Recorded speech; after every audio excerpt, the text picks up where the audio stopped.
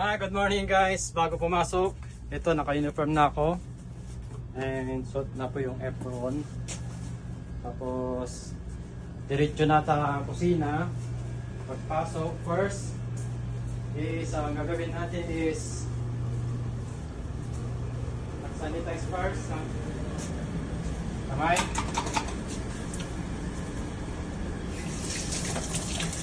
Basta ng kamay. Ganyan po.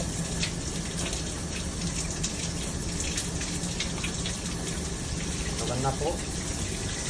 Mainit.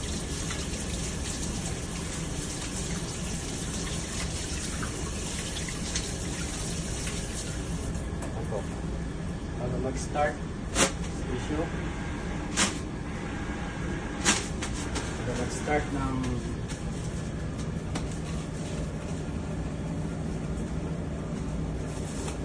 nuts.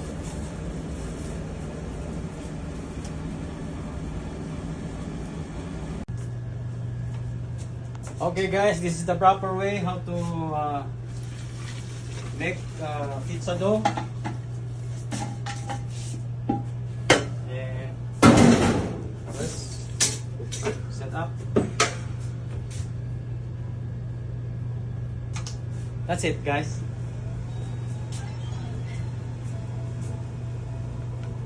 May bakoy. Ito yung use the pan for to make the dough. We have two size, large and medium. Only two size. Done. So we're gonna portion it.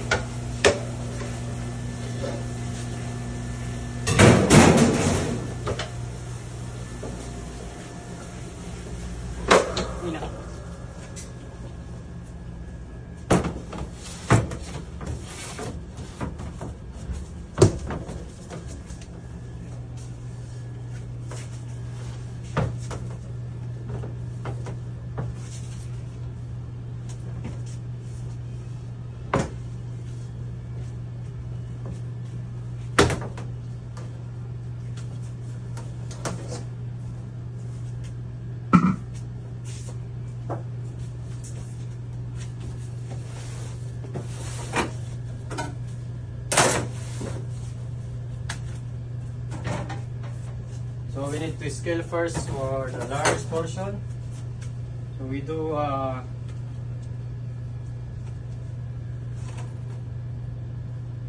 500 grams for the large, and we do medium is we do 250 grams for the medium. Yeah. Now we start to round the dough.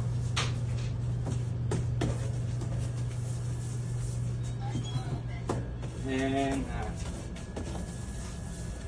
same size, same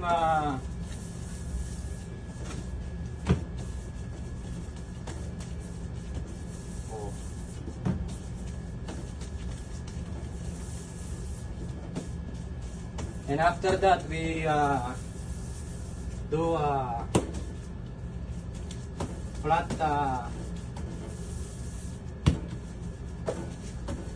and thin pizza.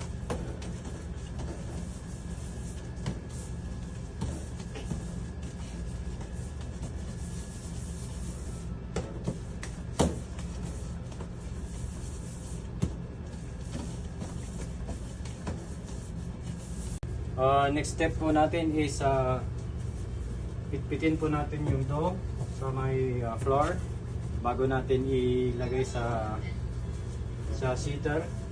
So maghuhulma siyang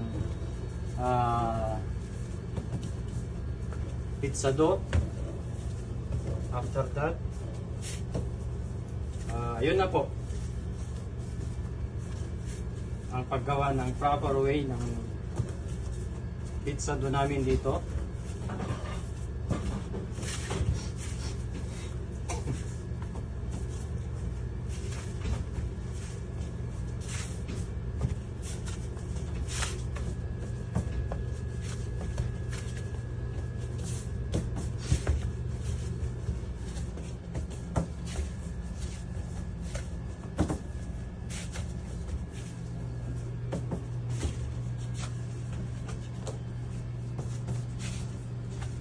Okay, first we're gonna do the final setting. So first, we're gonna wrap corn plastic and wait for about 15 minutes to the dough will make rise, and then put in the color, and that's it. The dough is dough. The dough is to make ready for ready for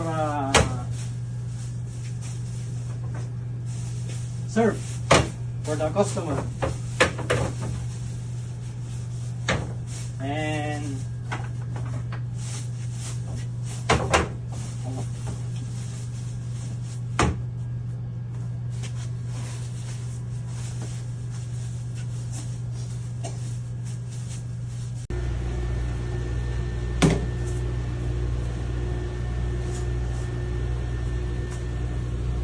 okay guys, pagkatapos natin i-prep yung dough, kailangan natin linisin all the way. We need to sanitize first, and in as you go, sabi nga ni chef. So, kailangan natin sundin lahat ng mga proper steps kung paano natin linisin itong gamitin natin pizza. So, tingin sa bigay.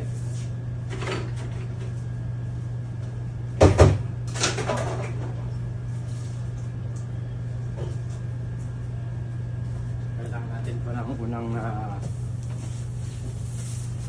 sabon. This is first. We'll do the proper way to make the burger for the customer. Basic. Yeah.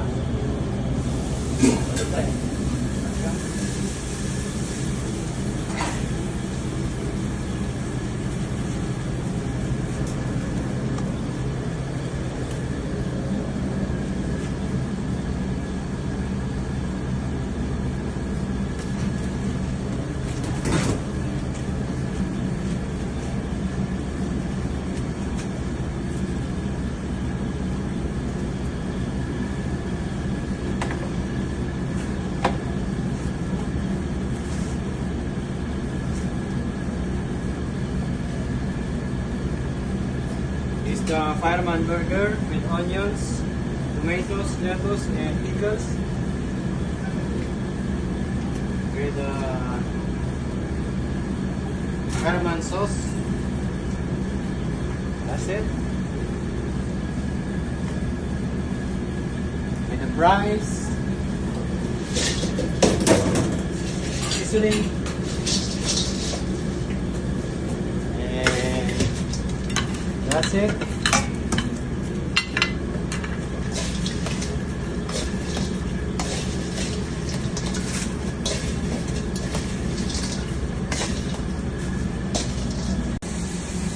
Go. Okay, ito na po yung order namin for pizza today. And para sa customer, with the stand. Order up, table 16. Pick up. Thank you. Welcome. Thank you guys. Pagkatapos nating mag-cut ng pizza, clean as you go, and ready to serve. That's it.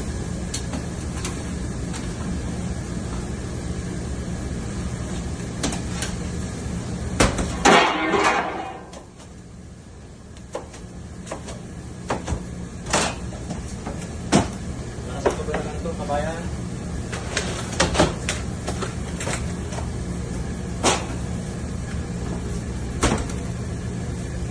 Always sanitize. Pagka tayo sunod nagpagkat ng bagong pizza.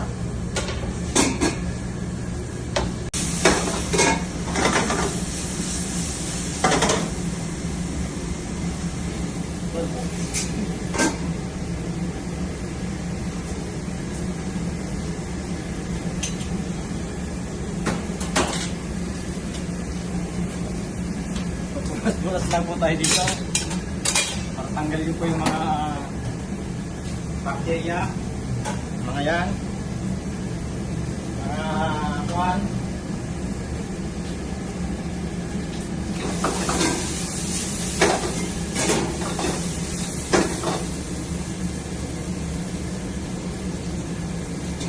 Kunting ginuwa to.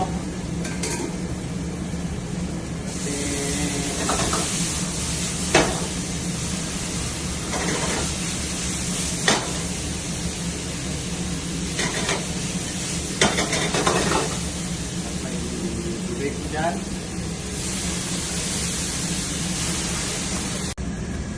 Sakot din.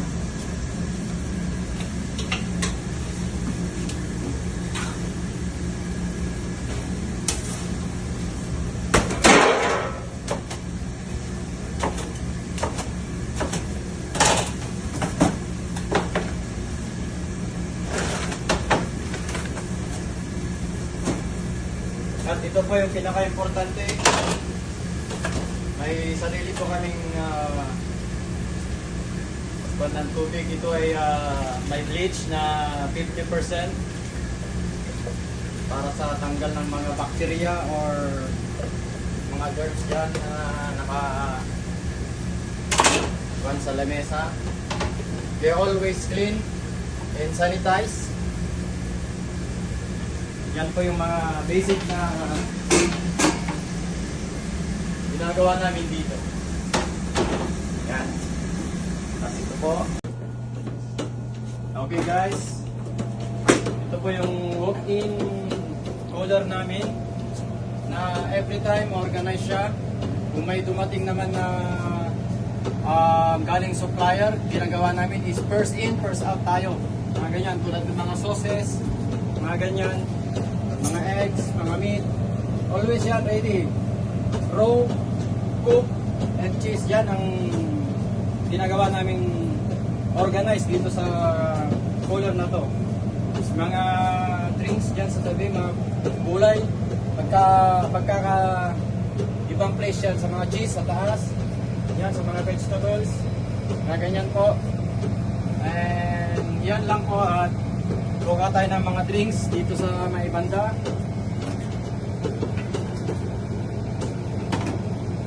Ayan.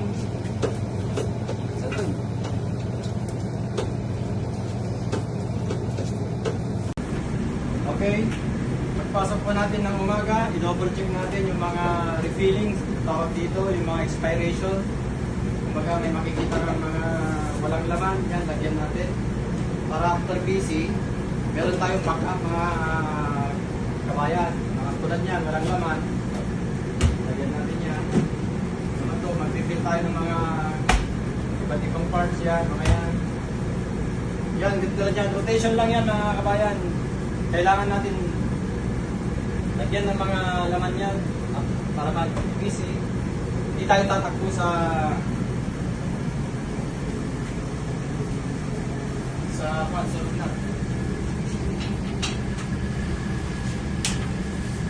Yan, may order. Kailangan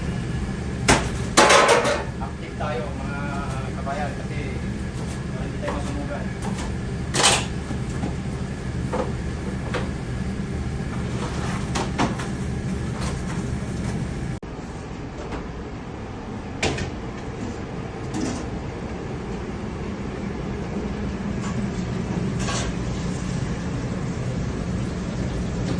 Sakta.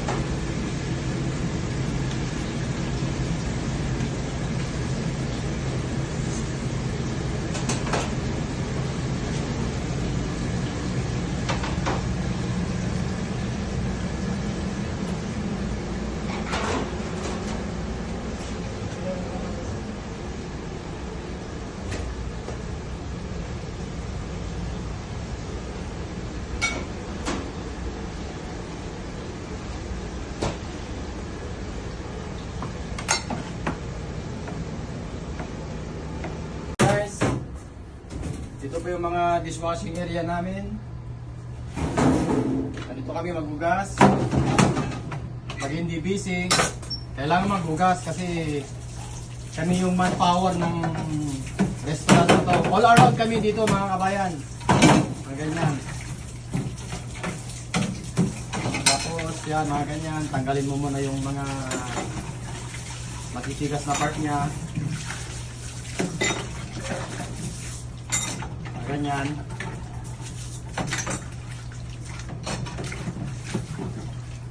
Tapos always make sure na malinis siya, na ipasok para hindi magbara doon sa may conveyor ng machine. Kasi ganyan mo na yan. Ganyan.